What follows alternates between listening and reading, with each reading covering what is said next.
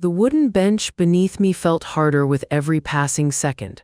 I gripped its edge so tightly that my knuckles turned pale, as if that was the only thing keeping me grounded in that moment. Across the courtroom, my daughter-in-law's voice echoed with a calmness that felt rehearsed, almost polished to perfection. "Your Honor, my son wants to live with me." Her words were smooth, carefully chosen, convincing enough to make anyone believe her if they didn't know the truth. But I did, and that's what made it unbearable to sit there in silence, listening to a version of reality that didn't exist. 8 months had passed since my son Daniel died in that accident. 8 long months of grief, adjustment, and quiet pain. And yet here we were, not united by loss, not supporting each other through it, but standing on opposite sides of a courtroom, fighting over the only piece of him we had left. Noah, my grandson, just 12 years old, sitting stiffly in a navy blazer that made him look older than he should. His shoulders were tense, his hands resting too still in his lap.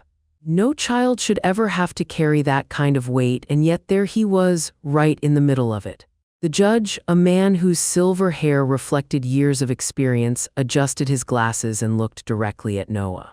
"Is that true, young man?" he asked, his voice calm but firm. "Do you want to live with your mother?" The room fell silent in a way that felt heavy, stretching every second into something unbearable.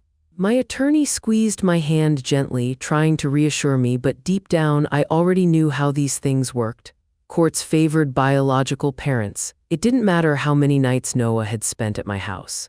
It didn't matter how many times I had stepped in when Vanessa didn't. In the eyes of the system, she was still his mother. Noah slowly stood up, and for a moment I could see the hesitation in his posture. But when he spoke, his voice, though slightly unsteady, carried a quiet strength. "Your Honor, before I answer, can I show you something?" My breath caught instantly. I hadn't expected that, none of us had. He reached into his pocket and pulled out his phone, the one I had given him for his birthday. Across the room, Vanessa's expression shifted just for a second. "Objection," she said quickly, her voice sharp. But the judge raised a hand, stopping her immediately. "Family court allows some flexibility," he said calmly. "Proceed." Noah nodded, his fingers trembling slightly as he pressed play, and then her real voice filled the courtroom. Not the calm, controlled version she had just presented, but the one I had heard too many times before. Sharp, impatient, dismissive. "Stop packing, you're not going to your grandmother's house. Once this custody situation is over, you won't be spending so much time there anyway. We're moving to Phoenix with Brandon, you'll like it. There's a pool." A ripple of tension moved through the room. Then came Noah's voice on the recording, small, uncertain, vulnerable. "But what about Grandma, my friend's dad's house?" There was a pause, and then her response came, colder than anything else. "Your grandmother has interfered enough." End of discussion. The silence that followed was heavier than anything before. It wasn't just quiet, it was realization. The judge leaned back slightly, his expression tightening as the sound of Noah's quiet sobs filled the speakers. That moment changed everything. I could feel it. The shift wasn't loud, but it was undeniable. The truth had entered the room, and it couldn't be ignored anymore. The recording ended with the faint sound of a door slamming and Noah crying softly in the background. The judge turned his gaze toward Vanessa. "Miss Reynolds," he said evenly, "would you like to explain this?" For the first time since the hearing began, her composure cracked. "Your Honor, I've been under a lot of stress since Daniel's passing," she said quickly. "Sometimes I say things I don't mean. My son knows I love him." Her voice was softer now, but it didn't carry the same confidence as before. I bit the inside of my cheek so hard I could taste blood, because love wasn't what I had seen over the past months. I had seen missed school pickups, unfinished homework, empty dinners, and a child quietly learning to rely on someone else because he had no other choice. That wasn't stress, that was neglect. The judge turned back to Noah. "Is there anything else you'd like to show?" he asked. Noah nodded again, more firmly this time. "Yes, sir." From later that night?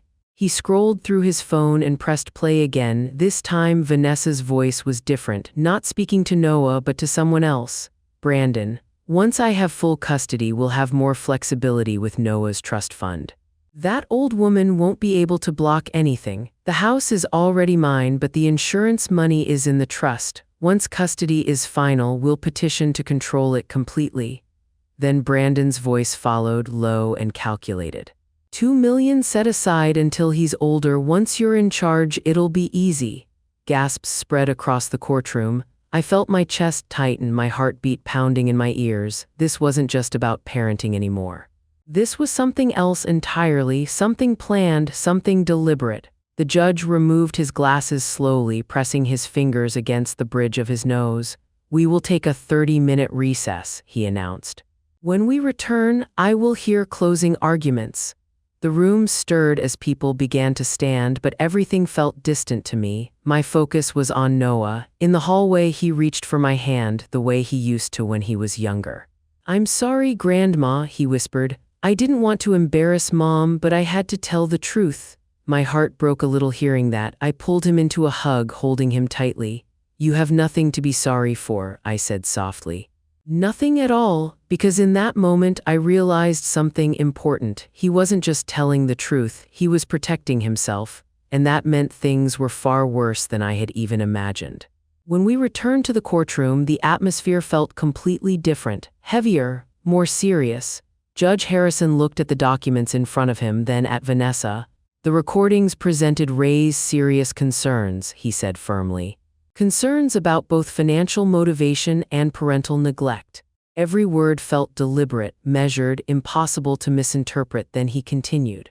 "Effective immediately, I am granting temporary custody of the minor to his grandmother, Miss Clara Townsend, pending further evaluation." For a moment, I couldn't even process it. Temporary custody, those words echoed in my mind. It meant Noah would come home with me. It meant he would be safe, at least for now. Vanessa's expression shifted instantly. Shock first, then anger. "This isn't over," she muttered under her breath as we stood to leave. I didn't respond. I didn't need to, because for the first time since all of this began, I felt something I hadn't felt in months. Hope. As we walked out of the courtroom, Noah looked up at me. "Can I stay in the blue room?" he asked quietly. That room had been his for years, from when he was a toddler to now. It had grown with him just like he had grown with me. "Of course," I said, my voice catching slightly, but inside I knew this wasn't just a visit anymore. This was the beginning of something much bigger, and what came next would test all of us in ways we weren't ready for. The first night Noah stayed with me after the hearing, the house felt different. Not quieter, not heavier, just different in a way I hadn't felt since before Daniel passed. There was a sense of purpose again, a reason to move through each room with intention instead of just memory. I made him his favorite dinner, something simple, something familiar, hoping it would give him a small sense of normal in the middle of everything that had changed. He ate quietly at first, pushing food around his plate before finally taking a few bites. I didn't rush him, I didn't ask questions. I had learned that sometimes children don't need answers, they need space. And after a while, he spoke on his own. "Grandma, is Mom mad at me?" His voice was soft, almost afraid of the answer. I set my fork down gently and looked at him, choosing my words carefully. "Your mom is overwhelmed right now," I said, "but you didn't do anything wrong." He nodded, but I could tell he wasn't fully convinced. Because deep down, children always feel responsible for things they should never have to carry. That night, I checked on him twice before going to bed. The second time, I found him awake, staring at the ceiling. "Do you want the door open?" I asked quietly. He nodded without saying a word. I left it slightly ajar, just enough for the hallway light to reach his room. It was a small thing, but sometimes small things are what make someone feel safe again. For a few days, things settled into a fragile routine. School, meals, quiet evenings. It wasn't perfect, but it was steady. And after everything that had happened, steady was enough. But deep down, I knew this peace wasn't going to last. Vanessa wasn't the kind of person to walk away quietly, not after what had happened in that courtroom. And the way she looked at me before leaving told me everything I needed to know. 3 days later, the first sign came. It was late afternoon when I heard something hit the front window with a sharp crack. My heart jumped instantly as I rushed toward the sound. When I reached the living room, I saw it, a small brick lying on the floor just inches from the glass. Tied around it was a folded piece of paper. For a moment I just stood there, staring at it, my hands trembling slightly. Then I bent down slowly and picked it up. The message was short. "This isn't over." There was no name, no signature, but I didn't need one. I felt a cold heaviness settle in my chest. This wasn't anger anymore. This was escalation.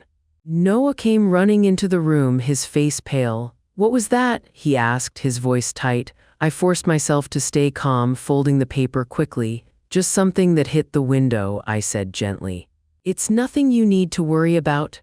But the truth was, I was already worried, because when someone moves from words to actions, it means they're willing to go further than before. That night, I double-checked every lock in the house. The next morning, things got worse. There was a knock at the door, firm, official. When I opened it, two people stood there holding identification, Child Protective Services. For a brief moment, I felt my stomach drop. I stepped aside and let them in, my mind racing. They explained that a report had been filed expressing concern about Noah's living conditions, neglect, emotional instability, unsafe environment. I almost laughed, but not because it was funny, because it was exactly what I should have expected. They walked through the house, asked questions, observed everything carefully. I answered calmly, cooperated fully, showed them Noah's room, his schoolwork, his routine. Noah sat quietly at the table, his hands folded, watching everything unfold. I could see the fear in his eyes, the confusion, the uncertainty, but after an hour, something shifted. The tone of the visit changed. The questions became softer. The tension eased, and before leaving, one of them turned to me and said, "Everything here looks stable. We'll be noting that in our report." Relief washed over me, but only slightly, because this wasn't about proving anything anymore. This was about surviving what was coming next. That evening, Noah sat beside me on the couch, unusually quiet. "Was that Mom?" he asked finally. I didn't answer right away, because sometimes the truth is harder than silence. But he looked at me again, waiting, and I realized he already knew. "I think she's struggling right now," I said carefully. He nodded slowly, but his silence said something else. He was starting to understand. And that realization, that quiet awareness, was something no child should have to experience. Days turned into a week, and the court date approached faster than I expected. Vanessa didn't contact us directly again, but her actions spoke loudly enough. Reports, complaints, pressure from every direction. It was clear she wasn't trying to rebuild anything, she was trying to win. And that meant the next hearing wouldn't be simple. The morning of the final court date felt heavier than the first one, not because I was unsure, but because now everything was out in the open. There were no assumptions left, no guesses. Just truth, evidence, and decisions that would shape everything moving forward. Vanessa arrived with her attorney, her posture straight, her expression controlled, but something about her felt different, less confident, less certain. Like she knew things weren't going to go the way she had planned. When the hearing began, her lawyer spoke first, attempting to frame everything as a misunderstanding. Stress, grief, miscommunication, but the recordings were still there. The reports were still there, and more importantly, Noah was still there. And this time he didn't hesitate. When the judge asked him where he felt safe, his answer was simple. "With my grandmother." No explanation, no hesitation. Just truth. The room went quiet again, but this time it felt final. The judge reviewed everything carefully before speaking. His voice was calm but firm in a way that left no room for doubt. "After reviewing the evidence and testimony, I find that the child's best interest is served by granting full custody to Miss Townsend." For a moment, I couldn't move. Full custody, not temporary, not conditional, final. Vanessa's composure broke instantly. "This isn't fair," she said sharply, her voice rising. "You're taking my son away from me." But the judge didn't react emotionally. He simply looked at her and said, "No, Miss Reynolds. Your actions led to this outcome." And just like that, it was over, but not in the way I expected. Because as we stood to leave, Vanessa said something quietly to her lawyer, something that didn't sound like defeat. It sounded like calculation. Later that afternoon, her attorney approached mine with a proposal. Vanessa was willing to step back completely, no appeals, no further claims, in exchange for access to part of the trust. When my attorney explained it to me, I felt something settle inside me, not shock, not anger, just confirmation. This had never been about Noah, not really. It had always been about control, about money. about what she believed she could take, and in that moment everything became painfully clear. I declined the offer without hesitation, because some things aren't negotiable, and Noah was never one of them. That night we sat together at the dinner table again. The same table, the same routine, but everything felt different now, lighter, safer. Noah looked at me for a moment before speaking. "Is it over?" he asked. I paused, then I nodded. "Yes," I said softly, "it's over." But as I watched him relax for the first time in weeks, I realized something important. It wasn't just over, it was the beginning of something new.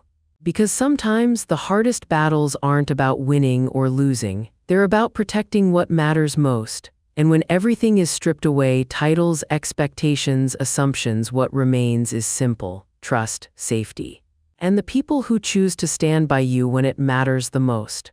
Because in the end, family isn't defined by who claims you, it's defined by who protects you. And sometimes the person who fights the hardest for you is the one you never expected to need.